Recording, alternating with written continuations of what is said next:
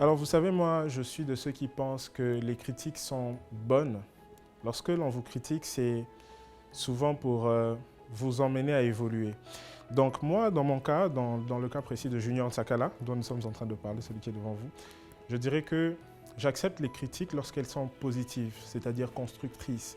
Des critiques qui peuvent vous emmener à faire un pas de plus vers ce que vous êtes en train de poursuivre comme but. Et j'ai une facilité déconcertante à mettre de côté toute critique teintée de haine, toute critique vidée de toute substance, toute critique futile. Ces choses-là, moi, je les mets toujours de côté. Donc j'accepte les critiques venant des personnes lorsque elles sont constructrices, lorsqu'elles peuvent m'apporter quelque chose sur ce que j'ai déjà. Voilà un peu ce qu'il faudrait faire pour tout le monde d'ailleurs.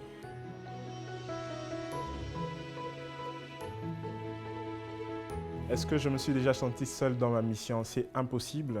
Vous savez, je disais dans l'autre émission que nous avons fait, je disais que lorsque Dieu vous donne la vision, il vous donne la provision. La provision, ce sont les ressources attachées à la vision. Donc, moi, dans mon cas précis, Dieu m'a fait grâce. J'ai rencontré des personnes qui sont totalement dévouées à ce que nous faisons. Nous avons une équipe formidable dans Juste un sourire, des personnes tellement aimants, des personnes qui vous accompagnent, des personnes qui vous soutiennent dans tout ce que vous faites. Et chez nous, c'est une famille. Nous sommes une famille dans Juste un sourire. Ces personnes sont tellement dévouées que lorsque je suis avec ces personnes-là, je ne me rends pas compte en fait de la solitude. La solitude n'a pas de place dans notre groupe tellement nous sommes soudés. Et je crois d'ailleurs qu'il faudrait couper cette partie parce qu'ils prendront la tête certainement en voyant cette partie. Mais bon, je les aime tous, je les aime beaucoup. Ils le savent et nous le savons tous.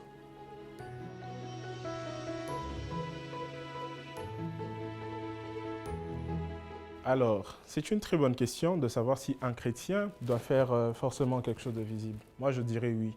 Vous savez, la Bible dit que nous sommes la lumière du monde. Personne n'allume une lumière pour la placer en dessous de la table. Personne n'allume une lumière pour la cacher. C'est-à-dire que la lumière est appelée à chasser l'obscurité. La lumière est appelée à briller, à resplendir. Donc dans tout ce que nous faisons, il faudrait que nous y mettions du nôtre pour qu'il y ait une lumière attachée à cela et cette lumière doit briller. Les chrétiens ne doivent pas faire les choses et se cacher. Je crois que ça va à l'encontre du principe de la parole de Dieu que je venais d'énoncer tout à l'heure.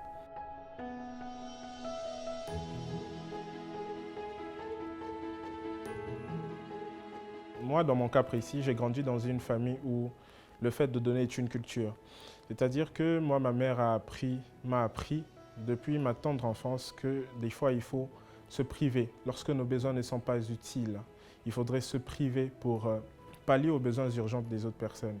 Ma mère le faisait quand nous grandissions. On appelait ça sadaka chez nous. Des fois, nous n'avions pas beaucoup d'argent. Des fois, nous n'avions pas beaucoup de choses. Mais ma mère sortait les provisions de farine pour faire des beignets pour tout le monde dans le quartier. Et c'est dans cette atmosphère-là, dans cet environnement-là familial que j'ai grandi. Notre cocon familial était comme ça. Et je pense que cela a forgé en moi le fait que, pour moi, se priver des besoins qui sont personnels mais pas utiles au profit des besoins des autres personnes qui sont urgentes est tout à fait normal. Donc tout le monde peut se priver, n'est-ce pas, pour pallier aux besoins des autres.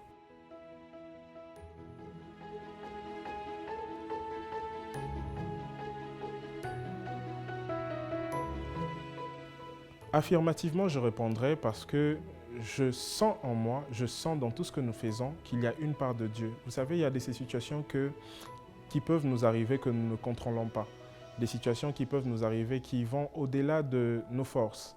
Mais j'ai compris qu'avec l'œuvre que nous faisons, Dieu s'occupe des situations complexes que nous pouvons euh, vivre dans d'autres environnements, dans nos familles et autres.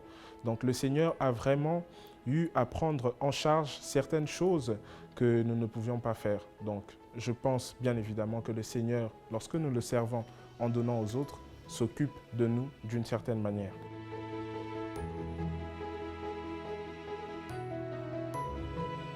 Vous savez, l'appel de Dieu, c'est quelque chose à prendre très au sérieux. Ce sont des grandes responsabilités. C'est une immense charge à porter. C'est un lourd fardeau. Et je crois que c'est à craindre parce qu'il ne faudrait pas prendre à la légère l'immense fardeau de l'appel de Dieu. C'est quelque chose à prendre très au sérieux et c'est vrai qu'il y a une certaine crainte rattachée à tout cela. Lorsque Dieu nous appelle, il nous appelle pour ne pas retourner en arrière. C'est-à-dire qu'il faudrait que nous ayons une marche qui soit certaine, une marche qui soit pérenne. Donc, il ne faudrait pas prendre à la légère une telle situation, il ne faudrait pas prendre à la légère un tel fait, puisque Dieu, lorsqu'il nous appelle, il nous appelle toujours à des grandes choses et il faudrait être suffisamment armé pour répondre à l'appel de Dieu dans notre vie.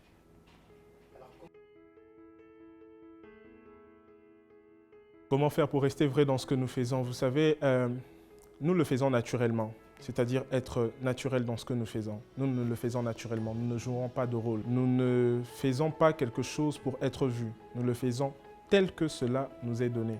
Donc, nous le faisons de la manière la plus naturelle que possible. Nous le faisons avec le cœur et surtout avec amour. C'est ce qui fait que dans ce que nous faisons, nous sommes vrais. Et je pense que tout le monde peut être vrai dans ce qu'il fait, à condition de le faire naturellement, c'est-à-dire avec sincérité, amour et de bon cœur. Et le reste, la Providence s'en occupera.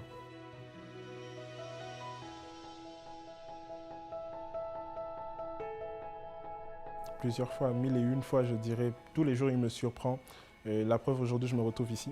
Il m'a surpris, je ne le savais pas.